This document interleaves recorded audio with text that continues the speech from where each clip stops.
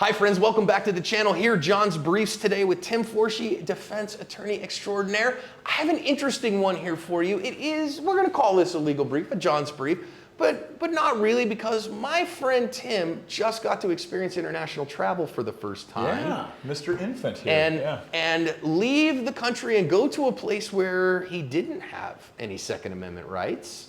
And I want to talk to him about his experience and like as a lawyer in a foreign land, how that went for him. Firearms Legal Protection is who I trust to help me after a use of force incident. If you're a Firearms Legal Protection member, you can attend our monthly active self-protection training seminars for free. Check out all they offer to their members at the link below. So Tim, tell us about your trip. So we've been talking about taking a trip for fur. My wife has traveled all over the world, and I've traveled nowhere. In fact, I really hadn't even traveled over the U.S. You stayed home and made the money. I stayed home. Well, yeah, you could probably say that, yeah. But my wife traveled all over the world prior to when we met. Anybody ever heard of Up With People? That's where we sing for peace all over the world, and it's worked out. It's worked out fantastic in the last 50 years. But anyway, my wife was a proud member of Up With People. I told you I'd get you for your comments. And she traveled literally all over the world and really loved international travel, and she's always tried to sell me on it. I've always been a little bit reticent, and do we have the time, do we have the money, blah, blah, blah. And the stars aligned, and we decided we would take a trip. We went to London for 6 days and Paris for 3 days. And with the exception of what you just talked about, which we'll talk about in just a second, I had an absolute blast. I was staggered by how kind everyone was, the manners, the courtesy, the bending over backwards, everybody, cab drivers, waitresses, people that worked at the hotel we stayed in. It was just, I was really, really pleased to know that there's good people all over the world, that I encountered a little bit of other cultures, even though it's pretty similar to ours, and really had a blast. That part was really, really great. Got to see a lot of awesome history. Got to go to Versailles and the Louvre and just see things that I'd been looking at in books my entire life, and just had an absolute blast. And I know it sounds like, people that travel go, oh, you should travel. It's expensive, and getting time off from work. And I know it's not something everybody can do, but save your pennies, because I'm telling you, I wish I'd done it 20 years ago. It really, really was fun. I missed the world travel here. My wife and I like to leave the country. Yeah. I've spent time in Africa, I've spent time in Israel, I've spent time in Thailand, I've spent time Central America, in Panama, in Mexico, in Brazil, in Canada. I like to travel internationally. When you're in the Navy, just ports a call. I mean, I'm sure yeah, except for my weird Navy career, I literally never had any of that. Okay, none. Yeah. I was in the Navy for 8 years, and I was at sea for 7 days. Oh, okay. How you like them apples? Weird Navy career, a story for another day.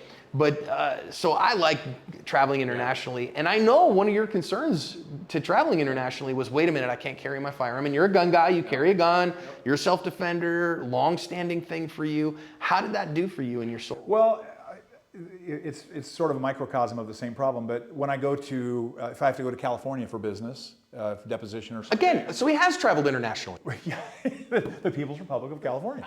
When I go to my home state of Illinois, which I'm embarrassed to admit is my home state, they're completely oppressive about firearms.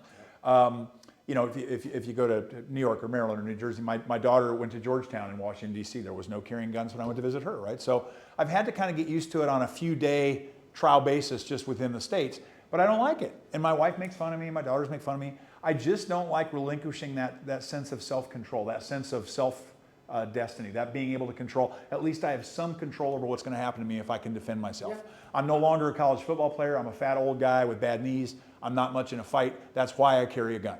Well, and when I can't carry a gun, I feel vulnerable. I feel like I'm extraordinarily careful. I told you when we talked about this off camera that I had to really rely upon the concept of condition yellow, the situational awareness, to an even greater degree, because the rules of stupid. And the rules of stupid, because I had zero ability. I did not have a parachute. I didn't have a ripcord. So I had to really be even more strenuously careful about what was going on around me. I say this all the time. When I travel internationally, I'm the weapon. Everything else is just tools. Yep.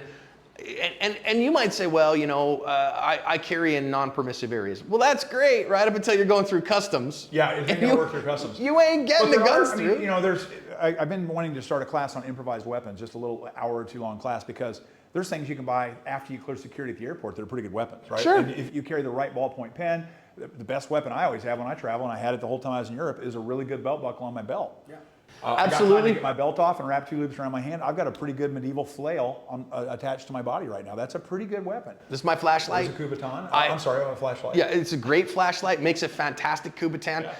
And I've carried this all over the world. And as long as it doesn't have beveled edges. Now I will tell you, I have really, have you seen the Surefire Stiletto? The new. I like it because it's flatter in Yeah, the pocket. No problem. Airport, no problem. I went to the Eiffel Tower. We're going through security at the Eiffel Tower, and this stereotypical 1942 French prostitute with 4 inches of ash on her cigarette was in charge of the security at the Eiffel Tower, and she didn't speak any English, and she started screaming at me in French about my flashlight.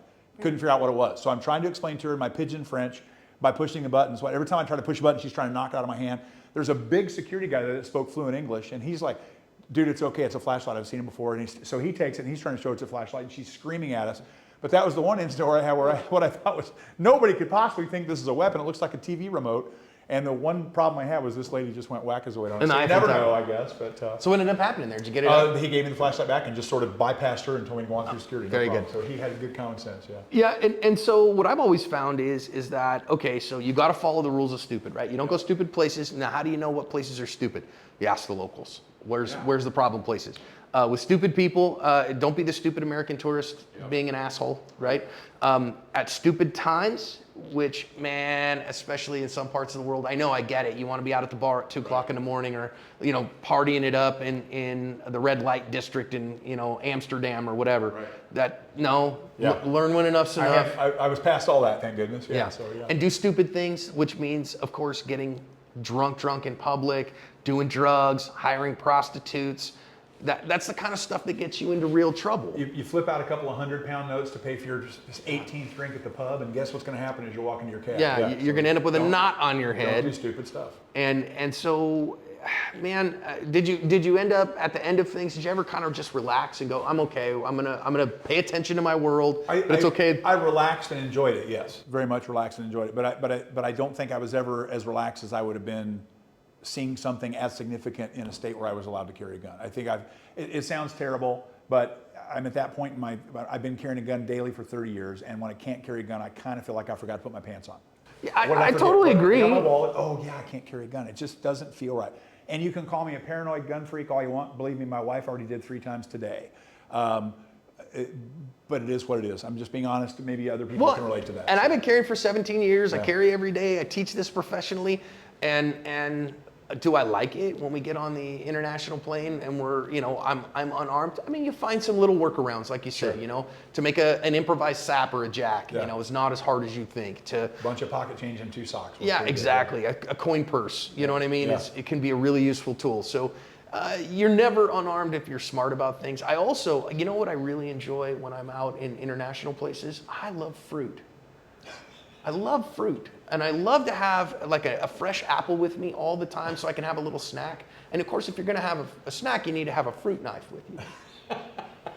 And so, especially if you take that fruit knife and you stick it in your apple, right? And you just carry that in your little bag next to you. And you just, I'm not telling you that I've done this in many put places. Some cheese next to it. Yeah, a little cheese and a little fruit, right? And again, Absolutely. you've got, just stick it in the Never apple. heard that one before. And you're just walking around. If they go, hey, you can't carry a knife around. Oh, I'm sorry, sir, it was just for my snack. The California equivalent was you could have a baseball bat in your backseat as long as there was a glove and a softball with it. Yeah, well, I mean, I'm just saying, I like apples.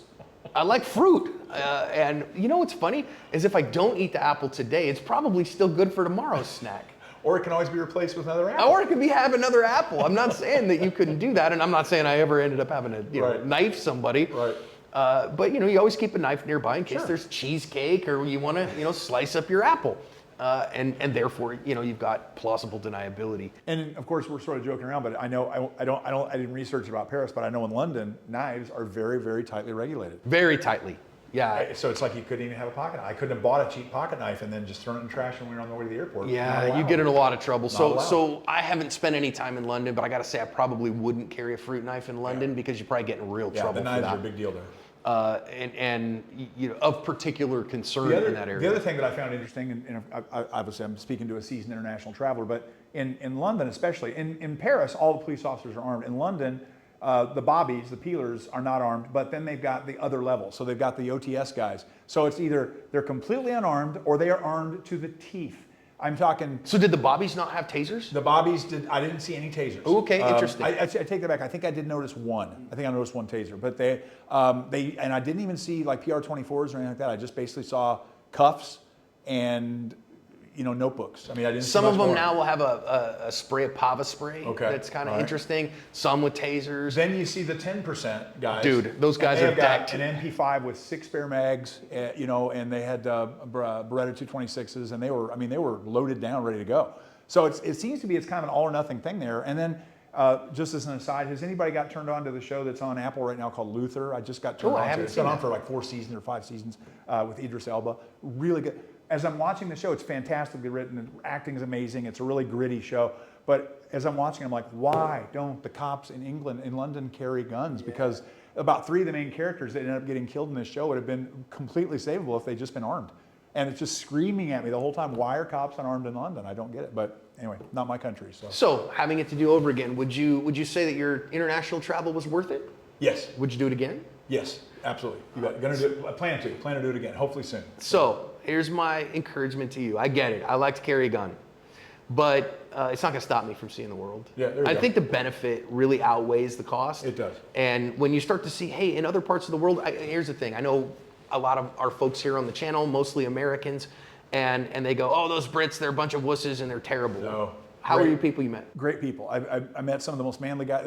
And do you remember the terrorist attack that London endured about, I want to say about 6 years ago, where the guy drove the vehicle down the bridge Absolutely. and killed I think 20 people, and then he got out with a knife. Mm-hmm. I remember. And he stabbed a police officer and killed him. Yep. My tour guide, I went to the Churchill War Rooms and Kensington Palace, and my tour guide was a retired police officer. Wow. And I was at the front of the pack, and we were kind of bonding and chatting a little bit, and I kind of let him know that I had some peripheral law enforcement involvement and stuff. And we kind of buddied up for 3 hours, and he shared some stuff. And he took us to the memorial of the plaque that memorialized the death of that police supervisor that was stabbed to death. Turns out it was his superior officer. Oh, wow. And he was very close to the guy, and he got very teary, and it was like, and I realized there's warriors there. These people, especially when you go back and you look at the damage from the Blitz, and you see the bomb damage, and you go through the Churchill War Rooms, and you realize, hey, they're good folks. They're our cousins. They're good folks there. I liked everybody. What about Paris? I know some people say, Paris is a total crap hole today, I and went terrible to Paris, people. Expecting to be treated like, dung on a shoe. That's what everybody always says. Oh, the Parisians are going to, if you go to Normandy, they treat you nice. You go to Paris, they just hate you. Exact opposite. I found the really helpful people in the hotel, every pub we went to, every little roadside diner where we had baguettes.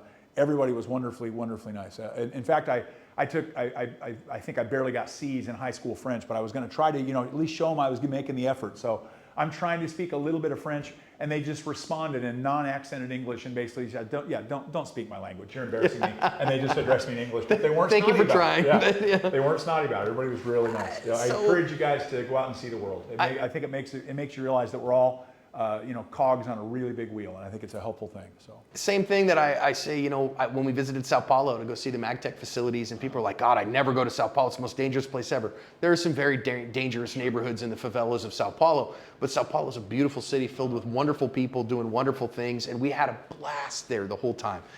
Israel, I know some people are like, man, John, there's danger in Israel. Most incredible time of my life is 15 days in Israel with my wife.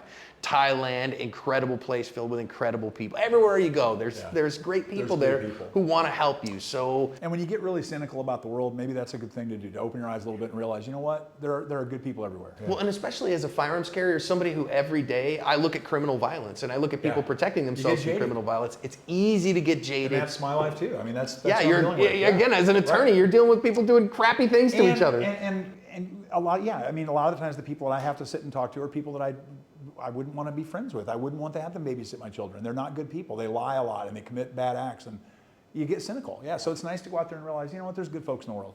So you heard from the guy. He's a firearms instructor. He's a defensive attorney. This guy is a firearms carrier, and he is reinforcing to you what I've said. Go see the world. You can do it. Go see the world. Amen. It's filled with incredible places. Even if that's New York. Right.